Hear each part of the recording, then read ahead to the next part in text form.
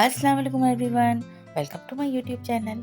आज मैं अपने चैनल पर आप लोगों के साथ बहुत ही टेस्टी, बहुत ही मज़ेदार चिकन कोफ्ते की रेसिपी लेकर आई हूँ, जो बहुत ही झटपट और बहुत ही इजीली घर में बनके तैयार होते हैं और मज़ा इसका बेइंतहा मज़ेदार होता है। तो आप लोग ज़रूर ट्राई कीजिएगा। चैनल पे नए हैं और अगर अब तक सब्सक्राइब नहीं किया है, चैनल को सब्सक्राइब भी कर दें, साथ साथ बेल का आइकन भी प्रेस कर दें। रेसिपी स्टार्ट करते हैं। बिस्मिल्लाहिर्रहमानिर्रहीम। सबसे पहले हम यहाँ पर कोफ्तों की ग्रेवी बनाने के लिए जो चीज़ें हम उसमें शामिल करेंगे वो ये हैं: एक बड़े साइज़ की प्याज, एक अदद टमाटर, 1 टेबल स्पून लहसुन अदरक, 1 टीस्पून लाल मिर्च पाउडर, 1.5 खाने का चम्मच हम इसमें धनिया पाउडर ऐड करेंगे, हल्दी 1 टीस्पून भर के हम इसमें ऐड करेंगे, नमक हस्बे ज़ायक़ा इस्तेमाल करें। मैं यहाँ पर 1 टीस्पून भर के इस्तेमाल नहीं कर रही। इसके अलावा हमने यहाँ पर 250 ग्राम चिकन बोनलेस ली है। इसके पीसेस को हमने साफ़ कर धोकर और अब हम इसमें चीज़ें ऐड करना स्टार्ट करेंगे। 1 टीस्पून लहसुन अदरक का पाउडर, 1 टेबल स्पून तली हुई प्याज, 1 टेबल स्पून खसखस और चनों का हम पीस के रखते हैं वो हमने इसमें ऐड किया है, लाल मिर्च हाफ टी स्पून, हल्दी पाउडर हाफ टी स्पून, नमक हाफ टी स्पून से थोड़ा सा कम, गरम मसाला हाफ टी स्पून। इसके अलावा इसमें हमने जीरा पाउडर ऐड किया है अलग से और एक छोटे साइज की प्याज को भी हम रफली चॉप करके इसमें ऐड कर लेंगे। और अब हम तमाम चीज़ों को चॉपर में डाल के चॉप करेंगे। इसके अलावा 2 हरी मिर्च और हाफ पंच हरा धनिया का बारीक कट करके रखा था।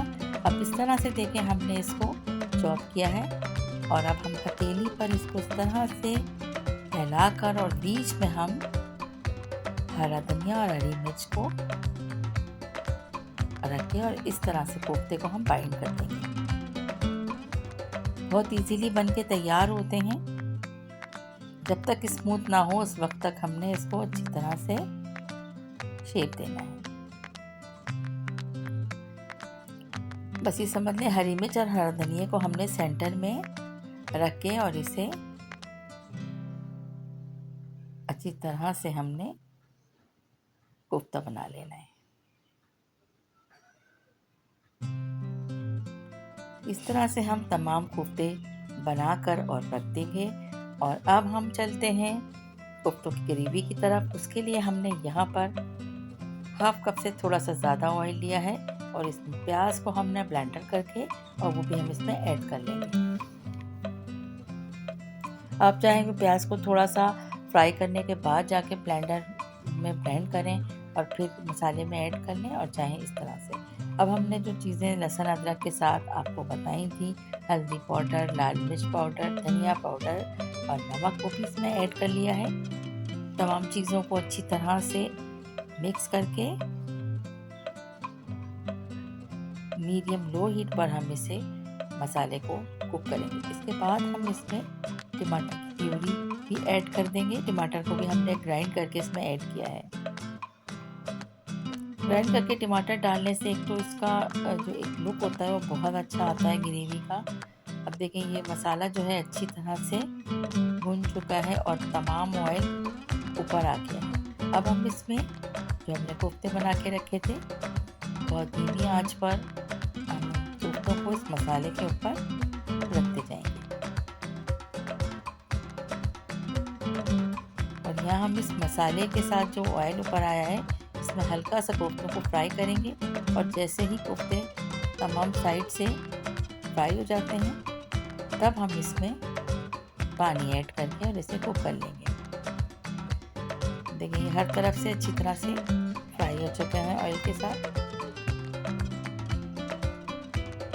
अब हम इसमें हाफ कप पानी ऐड करके और इसको इस तरह से हम बगैर स्पून से हिलाए हुए और इसे मिक्स कर लेंगे।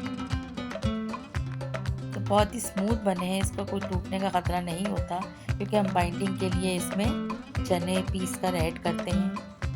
तो इससे इसकी बहुत अच्छी बाइंडिंग होती है और बहुत अच्छे से कोफ्ते बनके तैयार होते हैं। अब इस तरह से जैसे ही पानी ड्राई होता है कोफ्ते अच्छी तरह से भूनते हैं। आपको अगर पनीर ग्रेवी चाहिए तो आप इस वक्त ही इसमें डिश आउट कर लें, और अगर आपको थोड़ा शोरबा चाहिए तो उसमें पानी ऐड करके 1 मिनट के लिए दम पे रखें और बस इससे फिर चूल्हे को बंद करके सर्विंग डिश में निकाल लें। रेसिपी पसंद आई हो तो इसे लाइक शेयर ज़रूर कीजिएगा।